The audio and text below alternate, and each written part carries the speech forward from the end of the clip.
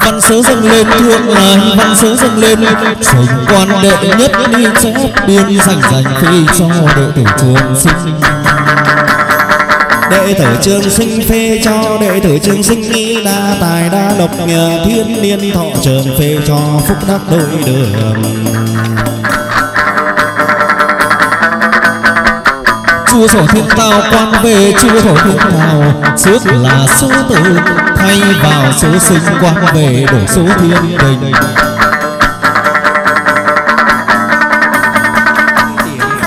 Thần nhợn đi thần nhợn chú quang minh khai khẩu khẩu thông thuyết khai nhị nhị thịnh thanh khai tâm tâm hoan hỷ khai túc lăng độ hành.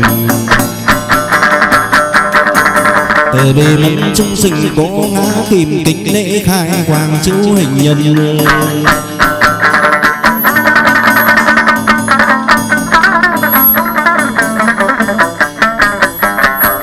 Thần vân phục như nai điểm khai khai thần nhẫn chiếu quang minh khai khẩu khẩu thông thuyết khai nhị nhị thịnh thanh khai tâm tâm hoan hỷ khai túc lăng bộ hành.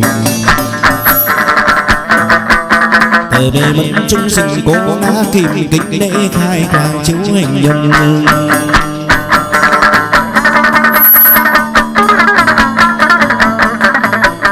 Nhận sớ nhận hình quanh lên bề nhận sớ nhận hình khuôn phủ đệ tử thiên niên thọ trường độ cho phúc đắc đôi đường.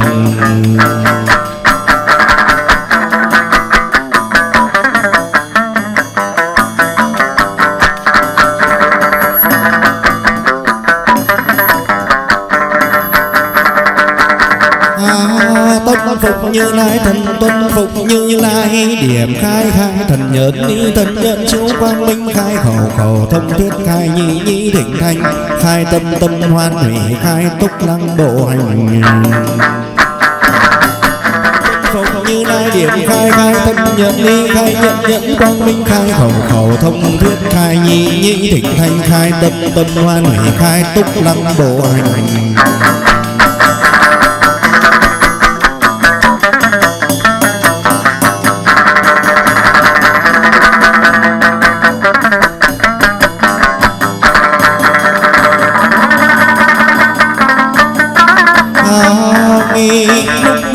Đông lãng thần nghi lúc nước để đông nghi tươi cho hoa lá bốn mùa tốt tươi xuân về đẩy lộc đất trời. Nấy đất trời xuân về nảy lộc đất trời con cháu nối đời để đa độ cho phúc đẳng hà sa. Nam Lê quân cầu quan lên về Nam Lê quân cầu từ nay đệ tử Bắc cầu theo quan dẫu rằng đường có gian nan. Song nhan thập kỷ diệu khai quang chứng đàn duyên ngã tích tầng cũng giang kim hoàng thân phật thánh chúa tiên trung vương.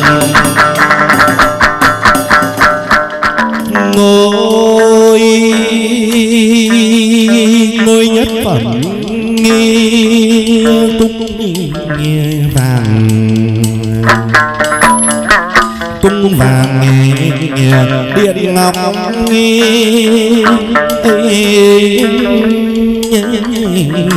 vẻ cư hoàng nghi nhất mật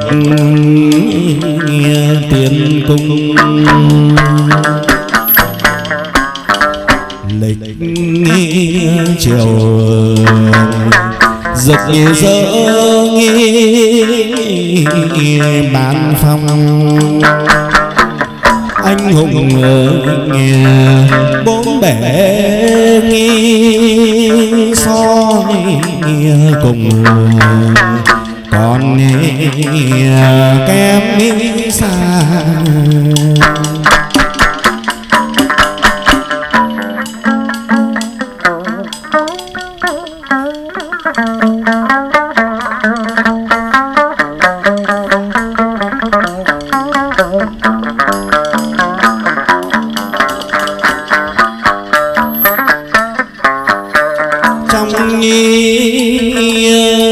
Trong tam cõi kiểu châu quy đầu vòng bái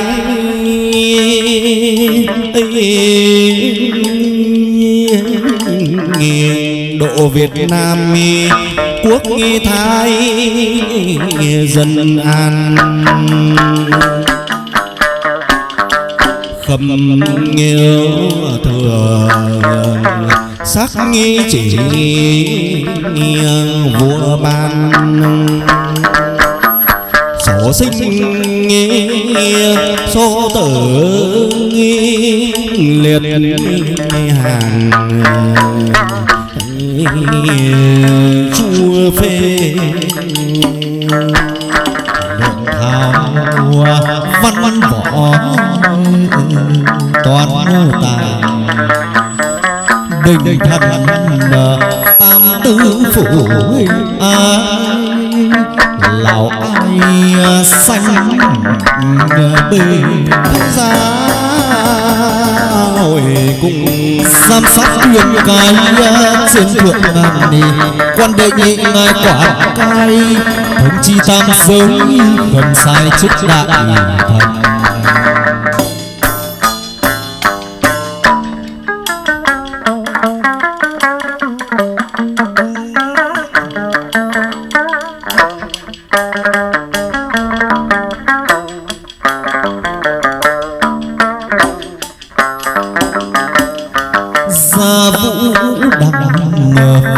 có phân gia vũ đằng vân bát muôn ni công từ xa gần đến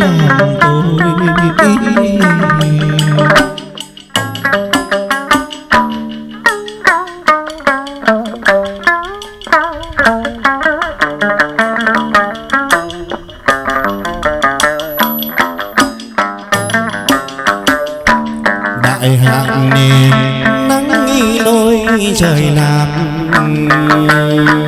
đại hạt nắng nghi nôi rước quan nghề đào vũ một thôi giờ dần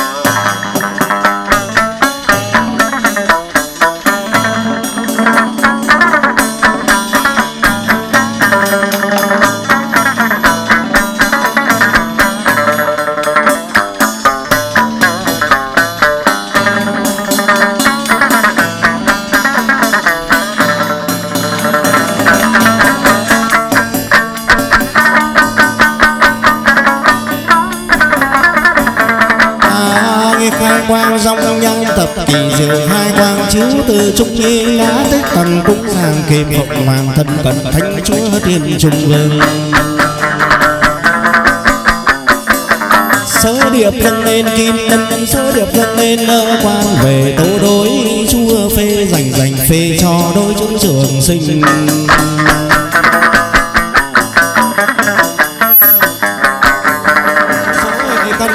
bởi trời số hệ căn cao lập đàn tướng phủ hình hài dựng lên quan về làm lễ thiên thần làm lễ tiên căn quan đơn về làm lễ tiên căn đi cắt dây hỏa phúc nghi rũ tội trần gian khuôn phủ để tử bình an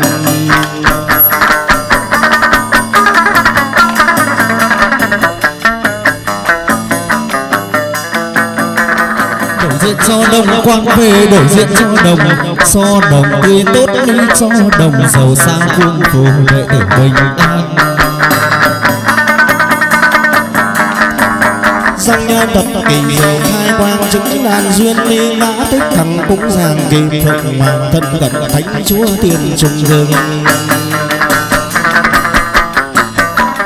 văn số dâng lên thượng là văn số dâng lên trời quán giám sát đi xét biên dành phê cho đệ tử trường sinh Đệ tử Trường Sinh phê cho đệ tử Trường Sinh nghi cửa nhà phú quý khang ninh, đời đời phê cho số mệnh khang trường.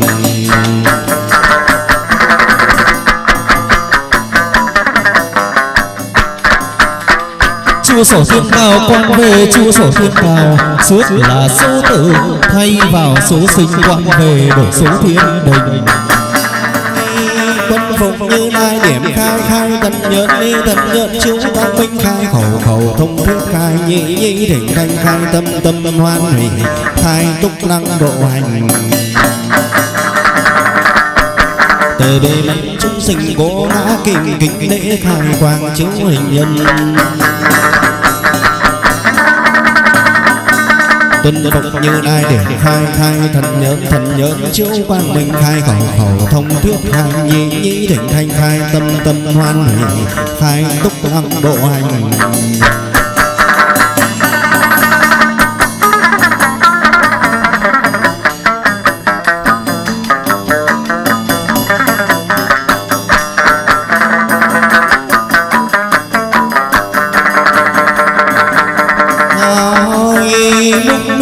Đông gáo thần múc bể đông y tưới cho hoa lá, bốn mùa tốt tươi xuân về nảy độc đâm trời. Nảy độc đâm trời xuân về nảy độc đâm trời, con cháu nối đời để đa độ cho phúc đẳng hà xa.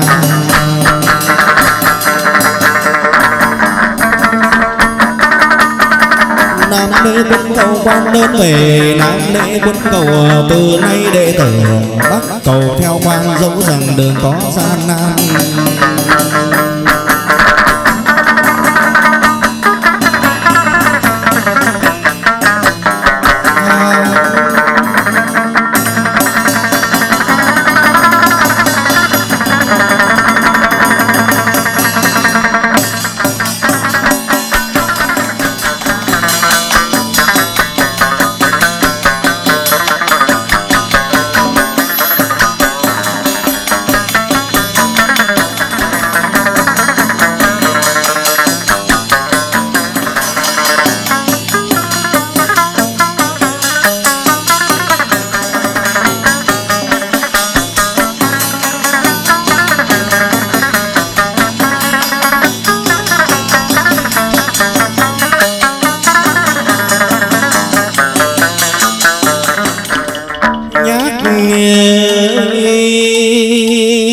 Nhác trông lên đi tòa giang sơn, giang sơn nghe bát ngát nghe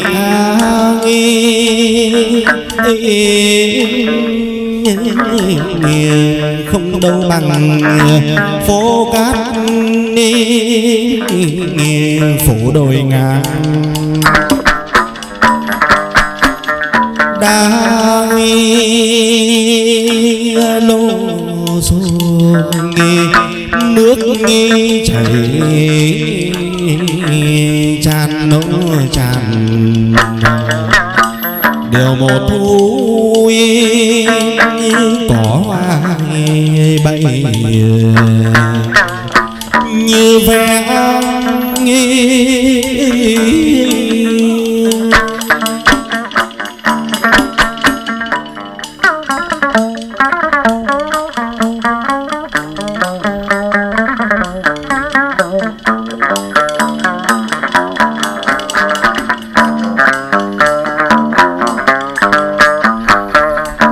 ban ni tịch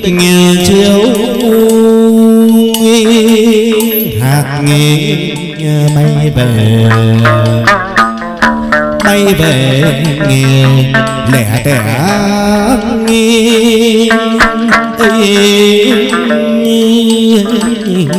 xuân non đi đàn đi chim sẻ dịu dàng.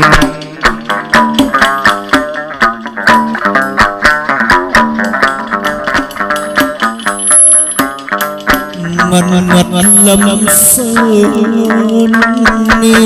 cao dị lòng y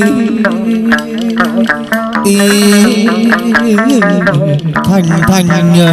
chi thủy chiêu chân thâm sơn di cao đôi hải chi thâm đây thực chốn non nhân bầu lực chi thánh giá hội cung thắng tử đệ tam tôn thần quan thắng tử đệ tam mi hùng binh quan cổ lạnh giang uy hùng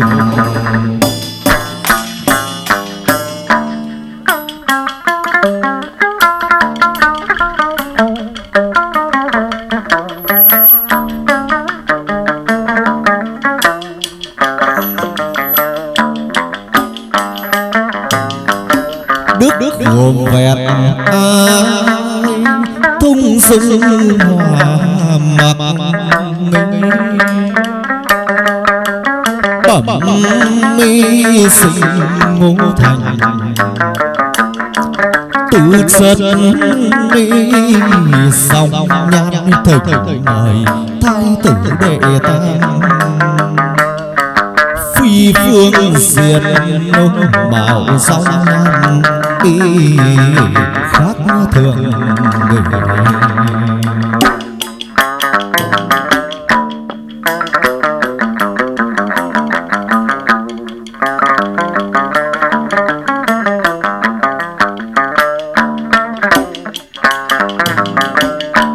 ngàn nữ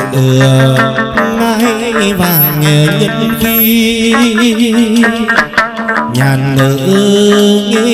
ngai vàng tuần du kiểm soát sửa sang cõi phàm